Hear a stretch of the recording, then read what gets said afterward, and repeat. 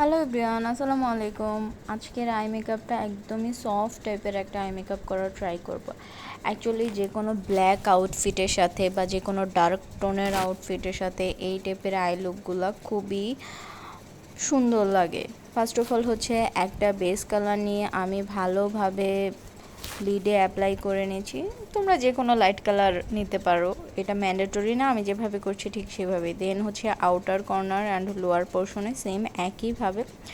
Same একইভাবে বলতে হচ্ছে ডার্ক টোনের একটা কালার নিয়ে আমি ফার্স্টে ডিপোজিট করে নিয়েছি। দেন একটা ফ্লাপি ব্রাশ দিয়ে হচ্ছে এটা ভালোভাবে ব্লেন্ড করে নিয়েছি। অ্যান্ড হচ্ছে আমি একদমই লাইট একটা টোনের শিমার অ্যাড করছি, মানে একদমই সফট একটা কালার, খুব হিবিজিবি টাইপের কোনো কিছু না।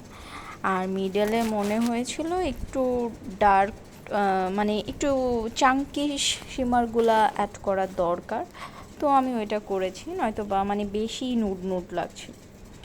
তো অ্যান্ড আউটার কর্নারটাও হচ্ছে সেম একইভাবে আমি ব্লেন্ড করে দিচ্ছি, যাতে কোনো হার্শ কিছু যাতে একদমই না বোঝা যায়, খুবই সফট ব্লেন্ডেবল লাগে আই লুকটা।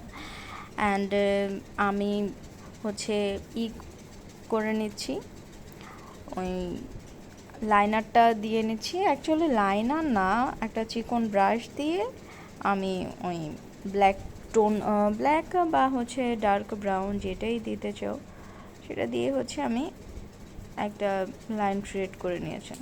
অ্যান্ড ব্রাবোন আর লোয়ার লাইনে তো আবার কমপ্লিট করে নিয়েছি, ল্যাশ ইনার কর্নার সব কিছু কমপ্লিট করে এটাই আমার ফাইনাল লুক। অ্যান্ড তোমরা দেখতেই পাচ্ছ, খেয়াল করলে এখনও ল্যাশের গ্লু ভালোভাবে শুকায়নি।